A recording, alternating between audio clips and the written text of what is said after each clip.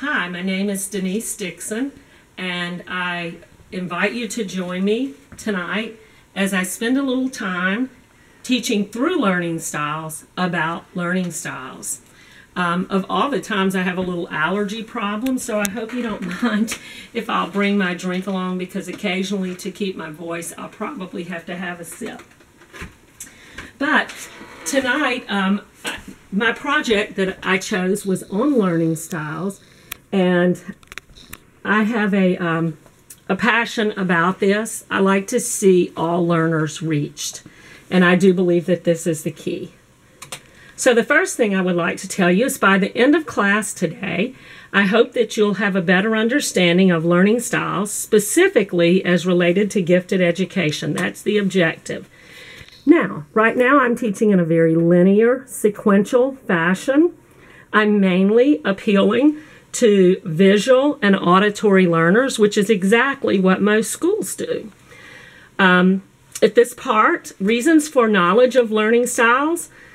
Number one, according to the National Association for Gifted Children, products, performances of highly able gifted children are different from those of others.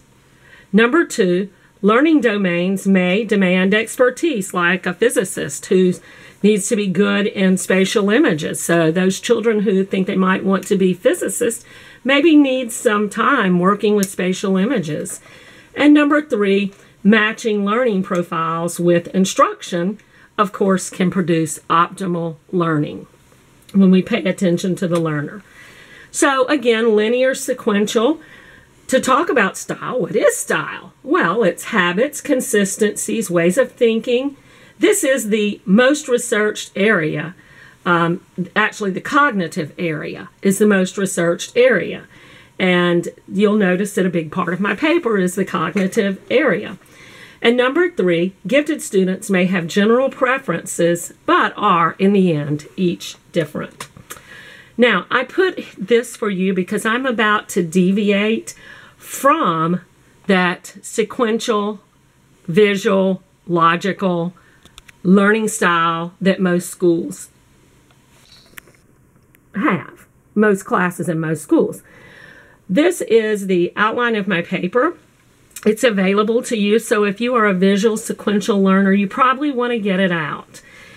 What I'm about to do may actually look like chaos to you, so if you'll follow along on here, if you'll just kind of keep up with the outline, you'll sort of have an idea of where I'm going, but not so much, because I'm going to skip around on the outline. I'm going outside of the box in a different order. As you will notice by the big yellow box now, this isn't the next topic on the outline. It's what fit best in what I'm going to try to do tonight. And that's what learning styles, that's what this methodology is about.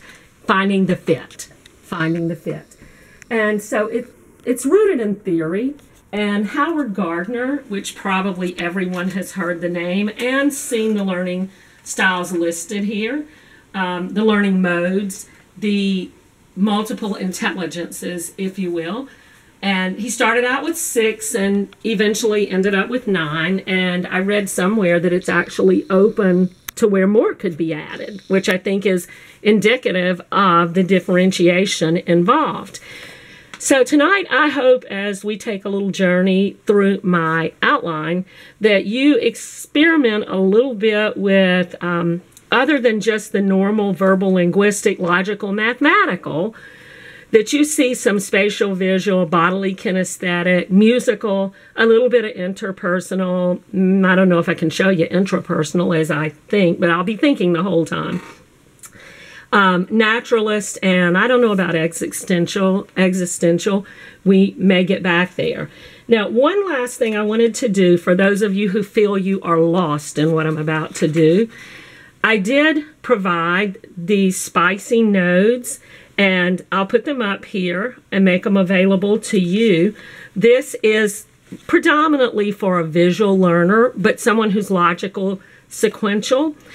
This shows the whole presentation, where I'm headed with it, and then some of these areas are broken down and shoot off where you can follow that we're going to talk about general learning theories, and we're going to talk about these ideas and inventories for differentiation, the categories that those fall under. And again, some of the people, theorists, and the instruments for measuring differentiation, or for measuring learners' interest, for creating differentiation. So in the end, we'll come back, and I would like to know what you know about learning styles that you previously did not know, if anything, and if there have been any ideas you've considered for using learning styles in your classroom that perhaps you hadn't considered previously. Of course, the interactions won't be the way I wish they could be because you're not really here, but I'm going to pretend that you are and use my imagination. So, if you will walk with me now, I'm on the outline for those of you who are logical, sequential, you want to follow along. On the outline, I'm going back to Guild's descriptions of opposing traits. And what I have done to differentiate this is written a little song. I've written a little song, and I've brought in a friend of mine so that we could have a little interpersonal interaction here. And on the multiple intelligences, if you think about it, the musical, interpersonal, and reflective, really, as I was writing the song. And I can, if you like this, I could make a copy of it available to you. And I want to thank Loggins and Messina for recording the tune Run River Run, because that's what I used.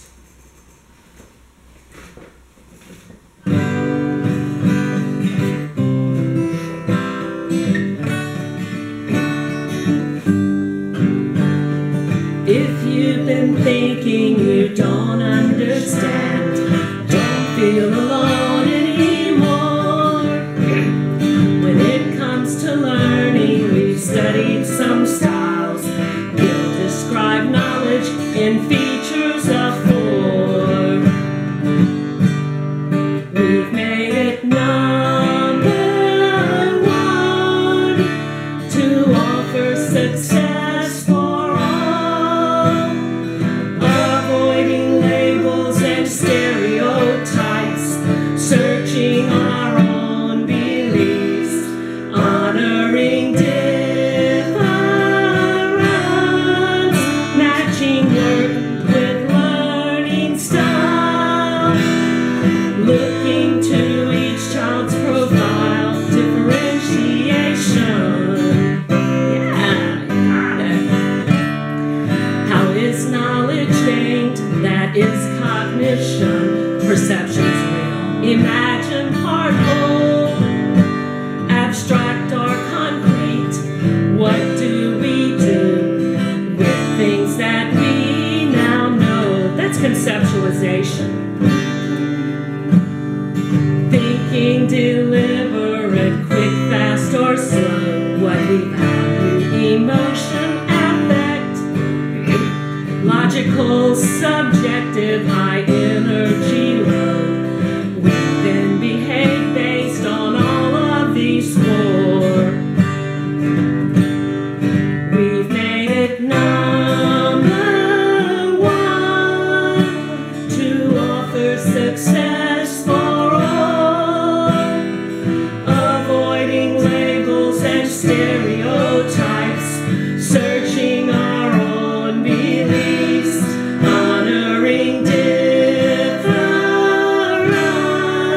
matching words with learning styles, looking to each child's profile, differentiation.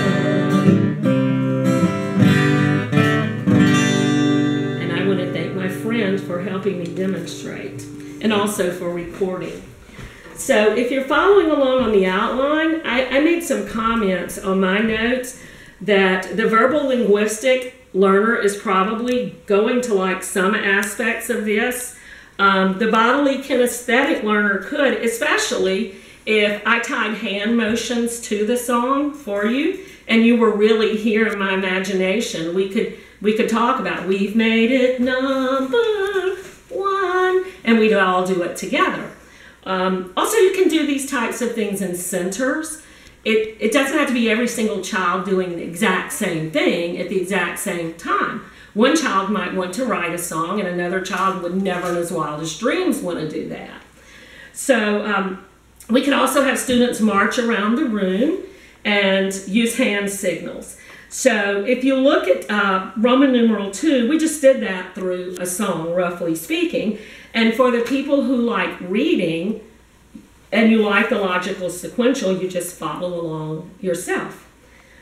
Okay, so the next thing that I would like to talk about is Roman numeral 3, description of other learning styles. Most of them still focus on cognition and affect and the behavioral aspects, but some of them add the age of the child, the personality, the sex of the child, the culture the child is from, volumes, I think, of at least questions raised about how culture and the interactions in the home, nature, nurture, all those things affect the learning style. And I didn't really go that direction with this study, although I found it interesting.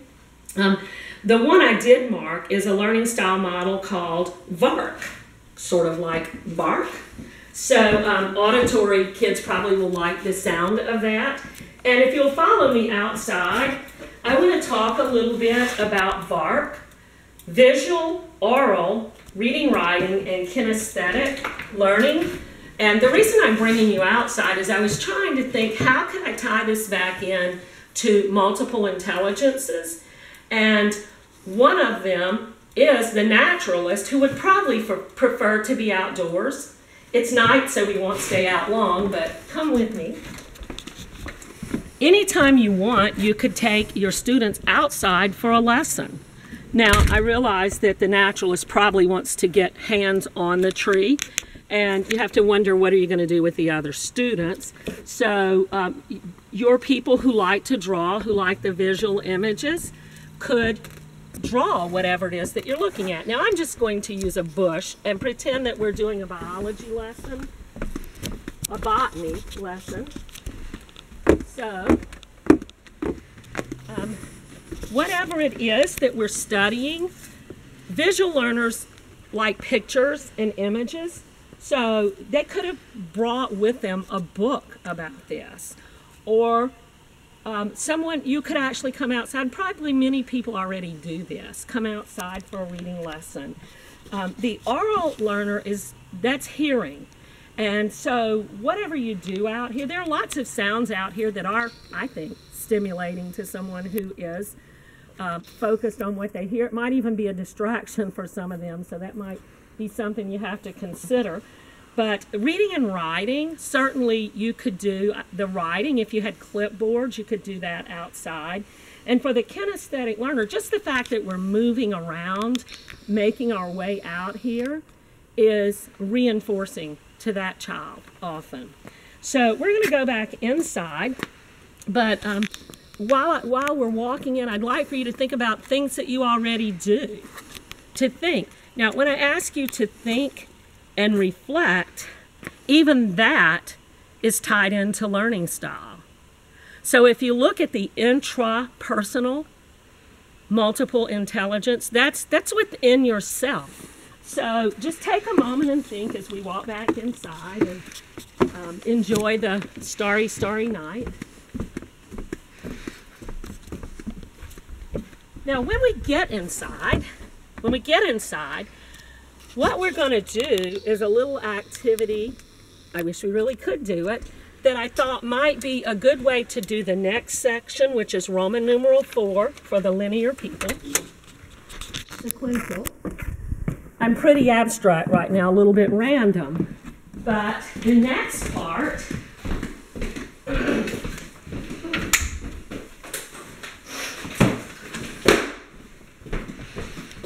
I came up with a little dangerous, all my toys. The idea of for the kinesthetic learner, the movement, I was thinking about movement, and I used it for the next part, cognitivism, behaviorism, humanism and constructivism. These are the theories. All of these theories at least accept and have room for learning styles within them. For instance, behaviorism, some of the activities focus on the learner's pace. That one was the hardest one for me to wrap my brain around because I had thought, a lot of behaviorism is so rigid. But I found research that said that it does have some variations. Sometimes you are on activities that are geared directly for that learner. The cognitivism, we just looked at a little bit about that. But if you look at the paper I gave you, cognitivism specifically speaks about types and levels of learning. Like the song said, humanism, experiences in learning, certainly those experiences could be individualized. And then constructivism, the social, kind of what I was doing with my friends, singing the song. There's a little social aspect to that. And cooperative learning, the social aspects. Context, learning in context. So for you, if you were really here, how I would teach this with learning styles, so you're just going to have to pretend, I would hide these all over the place. And you have to go and find them.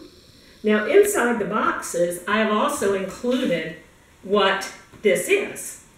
So the little comments on my outline, you have to find the box, pull the card out, and if my goal is to teach you the definition or the little fact on here, then that's what's in this box. And you have to pull it out. You can do this alone or in partners. If you're doing it with a partner, you and your partner have to together memorize what this is. You bring the teacher the box, and the teacher checks your name off when you can state what this is. So we have people moving around, kinesthetic.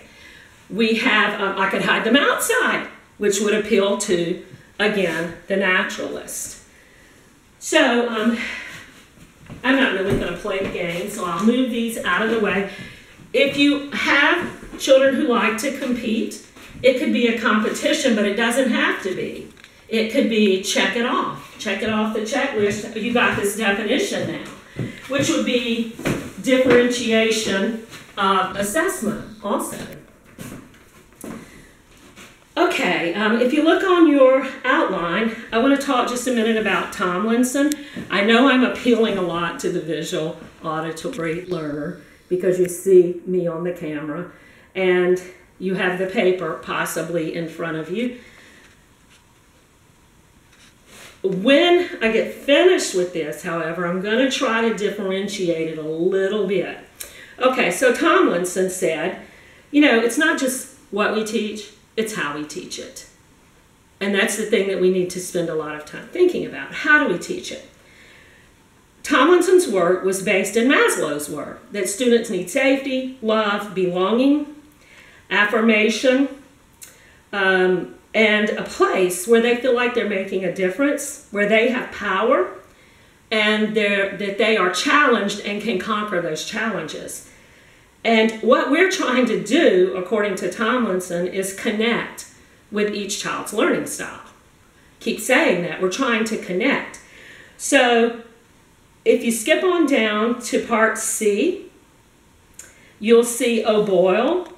And O'Boyle has work on mathematically gifted children, which, if you know me, my bachelor's degree is in math education.